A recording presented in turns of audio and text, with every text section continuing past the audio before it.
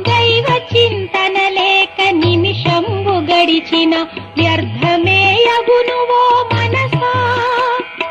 సావధానుండవై ఇకనైన నీవిప్పుడు దైవాన్ని చింతించు మనసా.